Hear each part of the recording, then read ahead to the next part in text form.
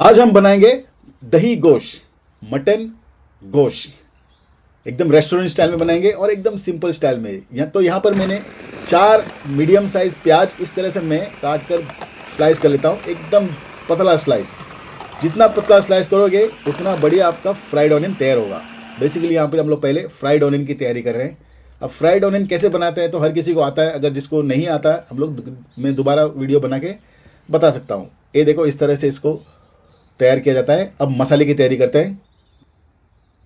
Mutton 3 से 4 बार अच्छी तरह से धो लेने के बाद आधा टीस्पून हल्दी पाउडर डाला है, 1 टीस्पून धनिया पाउडर, मिर्ची आपको जितना चाहिए, यहाँ पर मैं 1 टीस्पून डाल रहा हूँ, जीरा पाउडर आधा टीस्पून,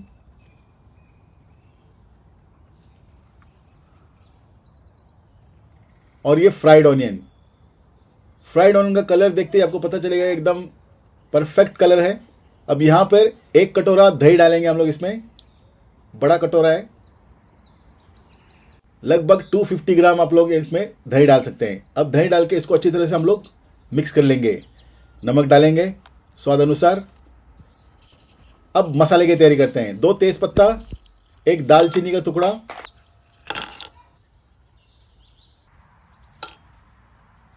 1 बड़ी इलायची, आधा टीस्पून जीरा और 10 से 15 काली मिर्च, एक छोटा टुकड़ा मेस का, 4 लौंग।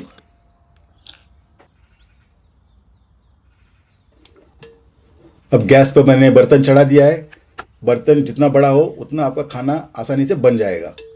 तो यहाँ पे जैसे बर्तन गर्म हो गया, 3 से 4 टेबलस्पून हम लोग तेल डालेंगे और जैसे ही तेल गर्म हो गया हम लोग ये सारा खड़ा मसाला इसमें डाल देंगे।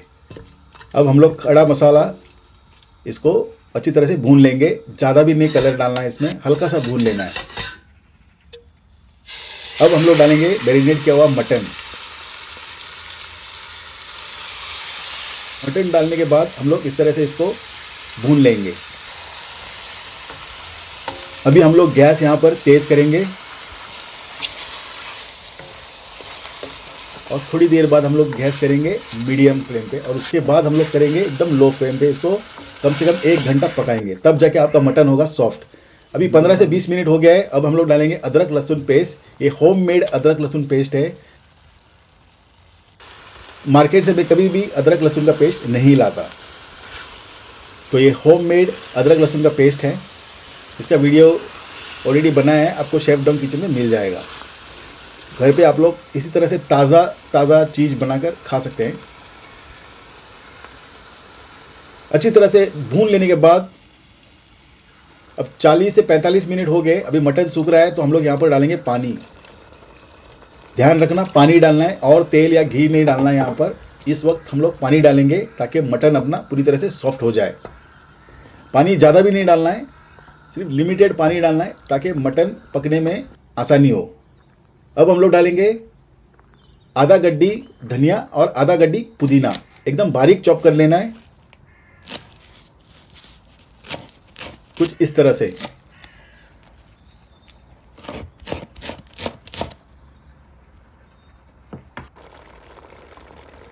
अब डालते हैं धनिया और पुदीना, mint leaves and coriander leaves. Mix कर लेते हैं।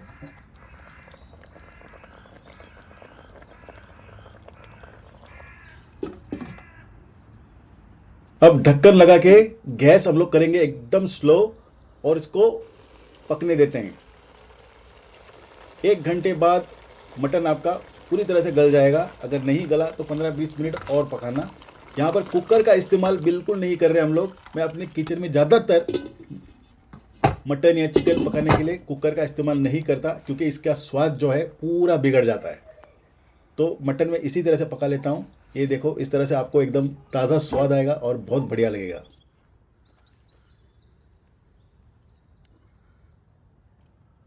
चेक कर लेते हैं, खुशबू तो बहुत बढ़िया आ रही है।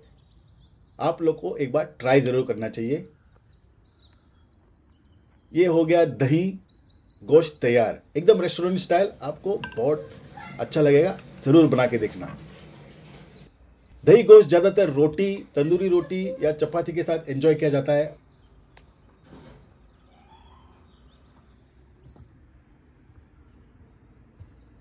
वैसे आप लोग ये खाना कैसे खाना पसंद करोगे, बताना ज़रूर। और वीडियो अच्छा लगा तो थम्स अप देना मत भूलना। मिलते हैं अगले वीडियो में, तब तक के लिए धन्यवाद।